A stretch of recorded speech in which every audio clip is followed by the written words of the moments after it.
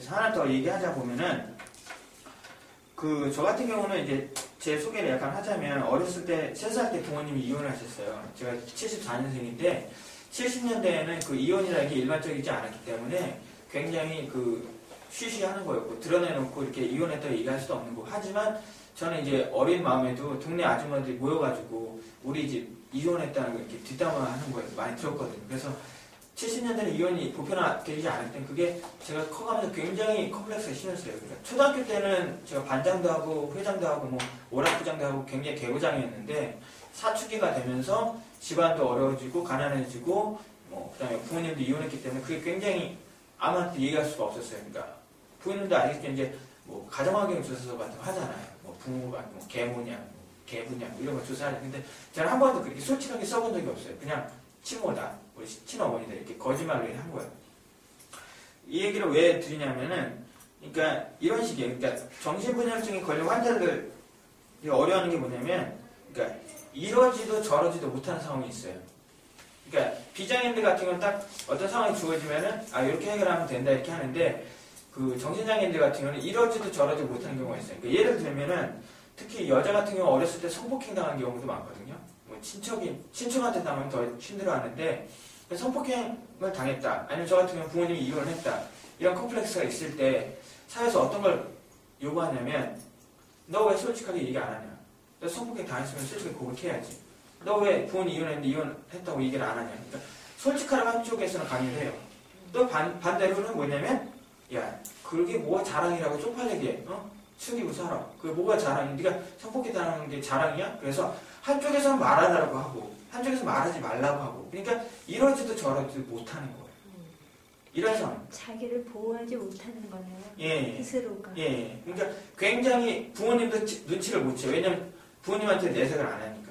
자기 컴플렉스고 자기 치명적인 상처이기 때문에 부모님하고 대화가 잘 되면 그게 해결이 돼서 병원까지는 안 갈 거예요. 근데 특히 여자 환우들 같은 경우는 이제 성폭행 같은 경우는 굉장히 주요 원인이 있고 그런데 그래서 그런 1차적인 그런 자신의 컴플렉스가 이제 있는데 이제 어느 순간부터 소문이 났다는 생각이 들기 시작하는 거예요. 자기가 감추고 있던 것이 소문이 났다는 거예요. 그러면 소문이라는 게 이게 원래 이제 영어로 이제 루머라고 하는데 루머의 어원을 보면 이게 시끄러운 소음을 얘기해요. 라틴어로서. 그러니까 그러니까 소문의 원천은 시끄럽다는 얘기예요. 그러니까 사람들이 막 이렇게 얘기하는 게 시끄럽다 이거예요. 그래서 소문이 나는데 정신장애인들 같은 경우는 이게 준비가 안 된 상태에서 폭력과 같이 느껴져요. 저 같은 경우. 나는 아무한테도 내가 우리 부모님 이혼했다고 얘기를 안 했는데 학교에 소문이 난 것 같은 거예요. 학교에 뭐 김충배 부모가 이혼을 했다. 근데 지금 보면 별거 아니거든요. 그게 어때서? 아까 그 얘기였죠. 그게 예, 어때서 예. 이렇게 나가야 되는데. 그래서 지금은 그러니까 병 걸린 지 10년이 됐기 때문에 아무한테나 그냥 하다못해 택시 운전사한테도 우리 부모님 이혼했다고 그래요. 그러니까 어버이날 꽃을 한 송이 사가니까 택시 운전사가 왜 한 송이만 사는 게 아니고 사실은 우리 부모님 이혼했다. 아버님만 계신다. 이래서 얘기를 할 수가 있어요. 하지만 병에 걸렸을 때는 굉장히 폭력을 느꼈어요. 소문이 났다는 것은 내가 의도하지도 않았고 내가 준비도 안 했는데 물론 그게 이제 망상이라고 할 수 있죠. 그러니까 소문이 났다는 건 이제 그것 때문에 이제 정신분열 주되게 정신분열 판정받는 이유기 하죠. 그러니까 소문이 났다는 그 증상 중에 하나거든요. 그래서 그렇게 봤을 때 그러면 그 상황에서 어떤 상태가 되면 화가 나요. 그러니까 내가 의도하지 않았는데 사람들이 나에 대해서 뭐라고 이러쿵저러쿵 하는 게 굉장히 싫고 불쾌하고 화가 나요. 그래서 어떻게 보면은 정신병은 어떻게 화병일 수도 있어요. 예를 들자면. 그러니까 어머니들도 아시겠지만. 그래서 1차적으로는 자신의 컴플렉스가 소문나는 게 이제 걱정이 되고요. 근데 예를 들자면 이제 임금님기는 당나귀 그 동화 아시죠? 그래서 임금님이 자기가 귀가 당나귀 귀라는 게 컴플렉스였는데 바람이 불어서 소문이 다 나버렸잖아요. 그럼 그 임금님이 정신장애인이 됐는지 안 됐는지 후일담이 없죠. 제 생각 그렇죠? 소문이 났으니까요. 네. 그래서 그런 건데 그 2차 소문은 뭐냐면 병에 걸리고 나서 이제 2차적으로 뭐냐면 이제 또 병을 숨겨야 돼요. 또 이러지도 저러지도 못하는 거예요.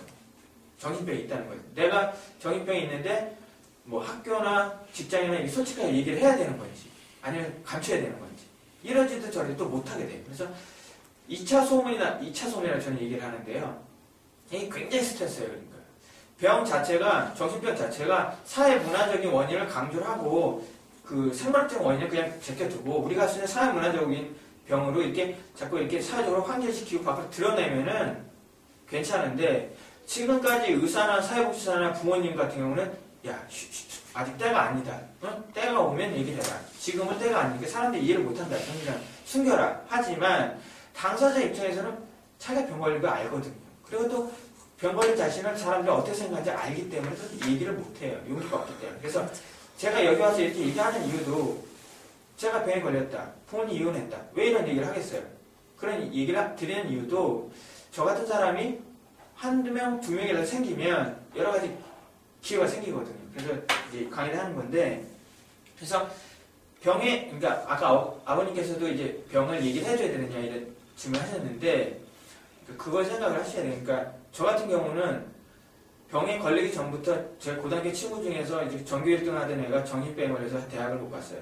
서울대 갈 애였는데 학교에서 왕따를 당하다 보니까 걔를 만나서 걔가 그러더라고요. 그러니까 야, 너는 공부도 잘하고 애들하고 친한데 어떻게 그러냐. 그랬더니 제가 그때 그 얘기했어요. 그러니까 반에서 경쟁하지 말고 우리 반에 있는 애들하고 다 같이 잘 되면 좋다. 그렇게 생각하면 편하다. 경쟁을 하지 말고.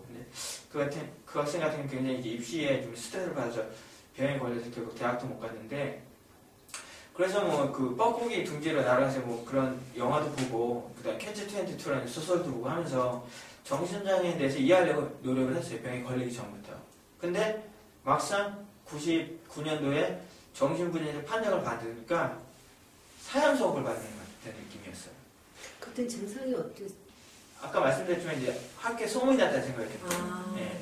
그 다음에 사람들이 날 그러니까 비난하고 욕을 하고 그런 생각이 든 거예요. 그래서 이제 남의식이 과도하게 왔다는 얘기. 이제 제가 고시원생활을 했는데 그것도 좀 상태가 차원이 안 좋았고, 그다음에 이제 뭐 풍족하게 용돈을 받은 형편이 아니어서 이제 제가 막 책 사는 걸 좋아해가지고 책을 사가지고 밥 먹을 돈은 없고 물로 개채우고 뭐 그러다가 좀 그랬는데, 제가 이제 그런 얘기가 뭐냐면, 그러니까 그 사형선고라는 건 뭐냐면 왜 그러냐면요, 부모님께서도 아시겠지만 현대사회에서 머리를 쓰는 직업이잖아요.